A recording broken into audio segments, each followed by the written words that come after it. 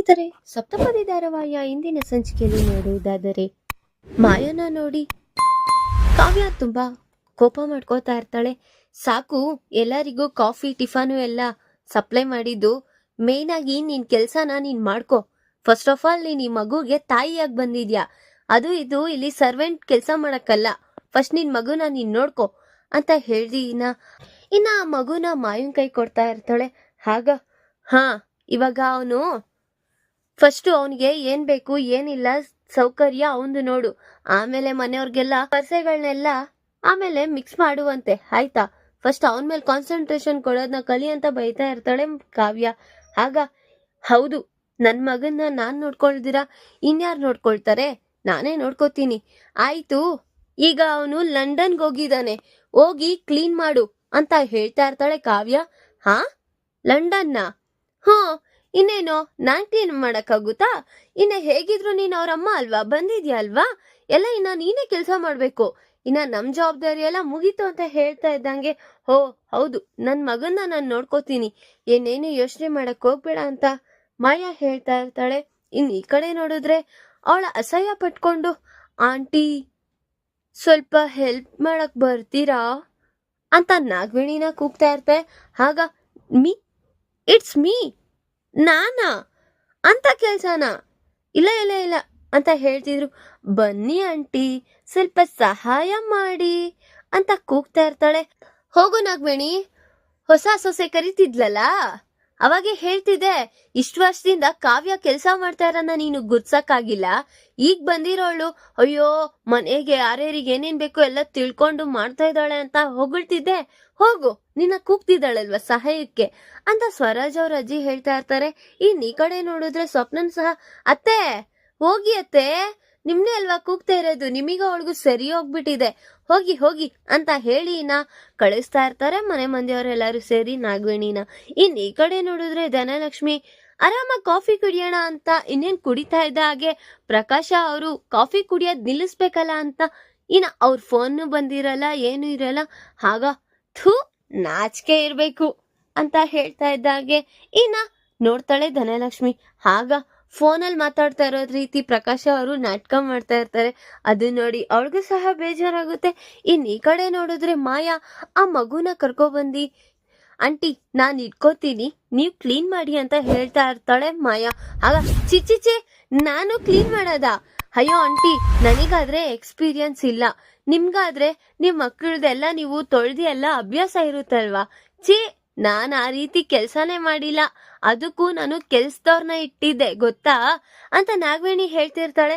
ಹೌದಾ, ಸರಿ, ನಾನು ಯಾರ್ದಾದ್ರು ಕೆಲ್ಸನವ್ರನ್ನ ಹುಡುಕ್ ಬಿಡ್ತೀನಿ ರೀ ಅಂತ ಹೇಳ್ತಿದ್ದಂಗೆ, ಆಗ ನೀನು ಈ ಮಗುಗೆ ಸ್ವಂತ ತಾಯಿ ಅನ್ಸ್ಕೊಳಲ್ಲ, ನಾಟಕ ಮಾಡಕ್ ಬಂದಿದ್ಯಾ ಅಂತ ಅನ್ನಿಸ್ಕೊಳ್ತೀಯ, ಬೇಕಾ ಮಾತೆಲ್ಲ ಅಂತ ಹೇಳ್ತಾ ಇರ್ತಾರೆ. ಈಗ ಮತ್ ಏನ್ ಮಾಡ್ಲಿ ನಾನು, ಹೇಳಿ ನೀವೇ ಅಂತ ಹೇಳ್ತಾ ಇರ್ತಾಳೆ.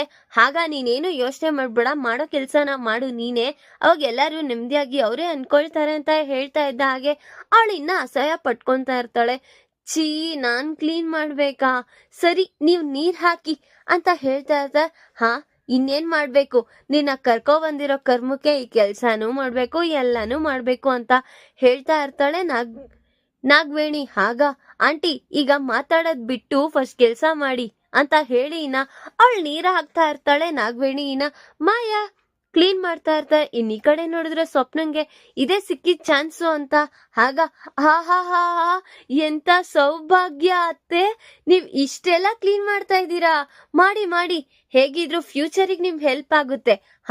ಫ್ಯೂಚರ್ಗೆ ಅಂತಕ್ಕೆ ಹೆಲ್ಪು, ಇನ್ನೇನು ಈಗ ನಾನು ಗರ್ಭವತಿ, ಹೋಗ್ತಾ ಹೋಗ್ತಾ ನನ್ಗೂ ಮಕ್ಕಳೆಲ್ಲ ಹುಟ್ಟಿದ್ರೆ ಆಗ ನೀವೇ ಸ್ನಾನದಿಂದ ಇಡ್ಸಿ ಸಾಂಬ್ರಾಣಿ ಹೋಗಿ ತಿನ್ಸೋದು ಎಲ್ಲಾನು ನೀವೇ ಮಾಡ್ಬೇಕು. ಆಗ ನಾನೆಂತಕ್ ಮಾಡ್ತೀನಿ, ಚಾನ್ಸೇ ಇಲ್ಲ, ನೀವು ಮಾಡಲ್ಲ ಅಂದ್ರು ನಾನು ಹೇಗ್ ಮಾಡಿಸ್ಬೇಕು ಅನ್ನೋದು ನನಗ್ ಗೊತ್ತಿದೆ, ಫಸ್ಟ್ ಈ ಕೆಲ್ಸನ ಮಾಡಿ ಅಂತ ಹೇಳಿ ಅಲ್ಲಿಂದ ಅವಳು ನಕ್ಕೊಂತ ಹೋಗ್ತಾ ಇರ್ತಾಳೆ.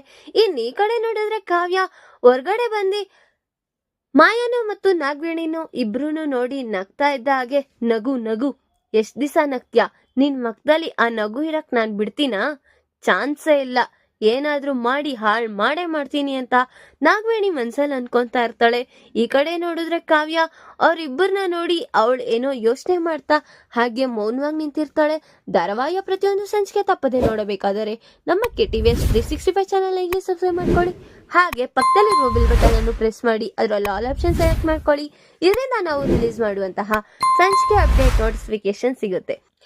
ಈ ಕಡೆ ರಾಹುಲ್ ಬೇರೆ ಕಂಪ್ನಿಯವರಿಗೆ ಆಪರೇಟ್ ಮಾಡ್ಕೊಳ್ಳೋದಿಕ್ಕೆ ಈಗ ನಾನು ಹೇಳ್ತಾ ಇದ್ದೀನಿ, 20 ಕೋಟಿ ಚಿನ್ನ ಎಲ್ಲ ಕಳ್ಸಿದ್ರಲ್ಲ ಅದನ್ನ ಮತ್ತೆ ರಿಟರ್ನ್ ನನ್ನ ಕಂಪ್ನಿಗೆ ಕಳಿಸಿ ಅಂತ ರಾಹುಲ್ ಕೇಳ್ತಾ ಇರ್ತಾನೆ.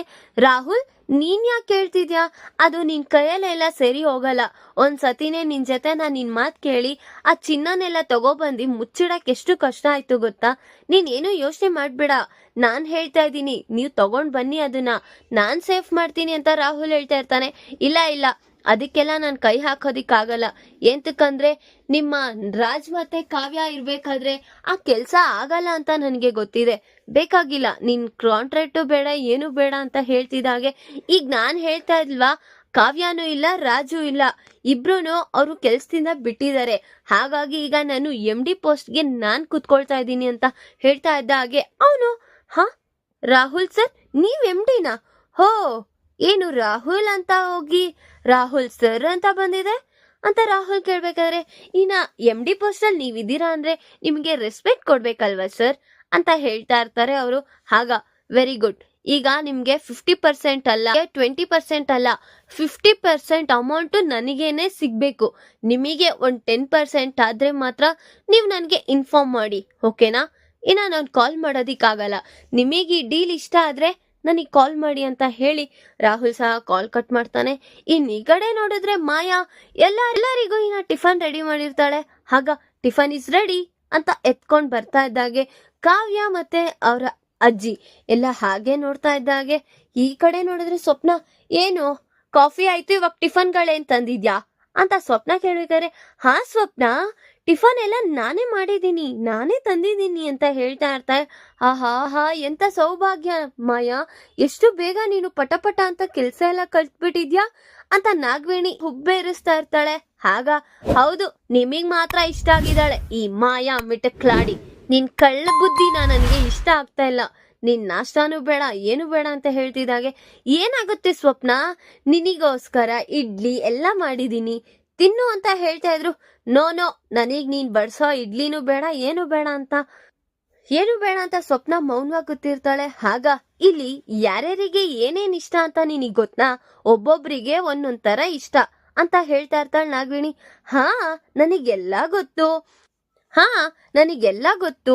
ಮಾವ ಅವರಿಗೆ ಇಡ್ಲಿ ಸಾಂಬಾರು, ಇನ್ನ ಅತ್ತೆದೀರ್ಗೆ ಬಿಸಿ ಬಿಸಿ ಗರಿಯಾದ ದೋಸೆ, ಇನ್ನ ರಾಹುಲ್ಗೆ ಅವರಿಗೆಲ್ಲ ಏನಾದ್ರೂ ಇಷ್ಟಾನೆ ಅಂತ ಹೇಳ್ತಾ ಇದ್ದಂಗೆ, ಮತ್ತೆ ರಾಜ್ಗೇನ್ ಇಷ್ಟ ಇದೆ ನೀನ್ ಹೇಳು ನೋಡೋಣ. ಅದು ರಾಜ್ಗೆ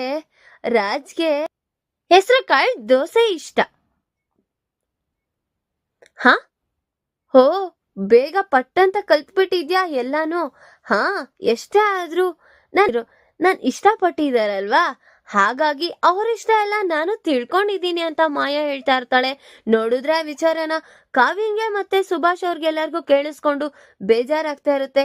ಈ ಕಡೆ ನೋಡಿದ್ರೆ ರಾಜ್ ಮೇಲಿಂದ ಹಿಡಿತಾ ಇದ್ದಾಗೆ, ಮಾತಲ್ಲೇ ರಾಜ್ ಬಂದ, ಕರೀರಿ ಅಂತ ಹೇಳ್ತಾ ಇದ್ದಂಗೆ, ಬಾ ರಾಜ್, ನಿನಿಗೋಸ್ಕರ ಮಾಯಾ ಏನೇನೋ ತಿನ್ಸು ಎಲ್ಲ ಮಾಡಿದಾಳೆ ಅಂತ ಹೇಳ್ತಿದ್ದ ಹಾಗೆ ಇನ್ನ ರಾಜ್ ಬಂದಿದ್ದ ನೋಡಿ ಕಾವ್ಯನ ಕಡೆ ದಬ್ಬಿ, ರಾಜ್ ಬಾ, ನಿನಿಗೋಸ್ಕರ ದೋಸೆ ಮಾಡಿದೀನಿ, ಬಾ ಅಂತ ಹೇಳ್ತಿದಂಗೆ, ನನ್ ದೋಸೆ ಎಲ್ಲ ಇಷ್ಟ ಇಲ್ಲ ಅಂತ ಹೇಳ್ತಾ ಇರ್ತಾನೆ ರಾಜ್. ಆಗ ಆ ವಿಚಾರನ ನೋಡಿ ಕಾವ್ಯನ್ಗ ತುಂಬಾ ಬೇಜಾರಾಗ್ತಾ ಇರುತ್ತೆ. ಈ ಕಡೆ ನೋಡಿದ್ರೆ ನಾಗವೇಣಿ ಮತ್ತೆ ಮಾಯಾ ಇಬ್ರು ಖುಷಿ ಪಡ್ತಾವತಿ. ನನ್ ಡೇಟ್ ಎಲ್ಲ ಚೇಂಜ್ ಆಗಿದೆ ತಾನೆ, ನನ್ ಸ್ಯಾಂಡ್ವಿಚ್ ಅಲ್ಲಿ ರೆಡಿ ಇದ್ಯಾ? ರೀ ರೆಡಿ ಇದೆ, ತಗೊಳ್ಳಿ ಅಂತ ಹೇಳಿ ಕಾವ್ಯ ಕೊಡ್ತಾಳೆ. ಸರಿ, ನಾನು ಮೇಲ್ ಹೋಗಿ ತಿಂತೀನಿ ಅಂತ ಹೇಳಿ ರಾಜ್ ಅಲ್ಲಿಂದ ಹೋಗ್ತಾ ಇರ್ತಾನೆ. ಈ ಕಡೆ ನೋಡಿದ್ರೆ ಮಾಯಾ, ರಾಜ್ ಯಾಕೆ ಹೋಗ್ತಿದ್ಯಾ ಅಂತ ಹೇಳ್ತಿದ್ರು ಅವ್ನ್ ಕೇಳಿಸ್ಕೊಳ್ದಿರ ಹಾಗೆ ಹೊಂಟೋಗ್ತಾನೆ. ಇನ್ನ ಬಿಡಿ, ನಾನೇ ನನ್ ಸ್ವಯಂ ಕೈಯಿಂದ ನಿಮ್ಗೆಲ್ಲರಿಗೂ ಬಡಿಸ್ತೀನಿ ಅಂತ ಮಾಯಾ ಆಸೆ ಪಟ್ರೆ ಎಲ್ಲಾರು ಅವ್ರವ್ರ ತಕ್ಕನಂಗೆ ಅವರು ಎದ್ದಿ ಹೊಂಟೋಗ್ಬಿಡ್ತಾರೆ. ಅಪರ್ಣ ಅವ್ರನ್ನ ನೋಡಿ, ಅದ್ಗೆ ಇನ್ನು ನೀನು ಇದನ್ನೇ ಬಿಡ್ತಾ ಹೋದ್ರೆ ಮನೇಲಿ ಇವಾಗ ಕಾವ್ಯನ್ಗೂ ಮತ್ತೆ ಮಾಯಾ ಇಬ್ರು ಮಧ್ಯೆ ನರಳಾಡ್ತಿದ್ದಾನೆ ನಿನ್ ಮಗ. ಇನ್ನ ಮುಂದೆ ಹೋಗ್ತಾ ಹೋಗ್ತಾ ಇನ್ನೇನಾಗುತ್ತೋ ಗೊತ್ತಿಲ್ಲ. ಫಸ್ಟು ಈ ಮನೆಗೆ ವಾರಸ್ದಾರ ಇದ್ದಾನೆ ಅಂತ ಯೋಚನೆ ಮಾಡು, ಆಮೇಲೆ ಏನಿದ್ರು ನಿರ್ಧಾರ ತಗೋ ಅಂತ ಪಿಂಚುಚ್ತಾ ಇರ್ತಾಳೆ ನಾಗವೇಣಿ. ಅದನ್ನ ನೋಡಿ ಅಪರ್ಣ ಅವ್ರಿಗೆ ಬೇಜಾರಾಗಿ ಅವರು ಸಹ ಅಲ್ಲಿಂದ ಹೊರಟಿರ್ತಾರೆ. ಈ ಕಡೆ ನೋಡಿದ್ರೆ ಕಾವ್ಯನು ಮತ್ತೆ ಅಪ್ಪು ಇಬ್ರು ಮೀಟ್ ಆಗಿರ್ತಾರೆ. ಏನು ಹಂಗೆ ಹೇಳಿದಾಳ ಆ ಮಾಯಾ? ನಮ್ಮ ಹತ್ರ ನೋಡಿದ್ರೆ ಎಲ್ಲ ನಿಜಾನೇ ಬೊಗ್ಳುದ್ಲು, ನೋಡಿದ್ರೆ ಬೇಕು ಬೇಕು ಅಂತ ಅಲ್ಲಿ ಸುಳ್ಳು ಹೇಳಿದಾಳ? ಇಲ್ಲ ಅಪ್ಪು, ನಮಿಗೂ ಸಿಕ್ಕಿರೋದೆ ಅವಳು ಬೇರೆ ಉದ್ದೇಶದಿಂದ, ಆ ನಾಗವೇಣಿ ಮಾಡ್ಸಿರೋ ಕೆಲ್ಸದಿಂದಾನೆ ಬೇಕು ಬೇಕು ಅಂತಾನೆ ನಮ್ಮ ಹತ್ರ ನಾಟಕ ಆಡಿ ಆ ಮನೆಗ್ ಬಂದಿರೋ ರೀತಿ ಮಾಡಿದಾಳೆ.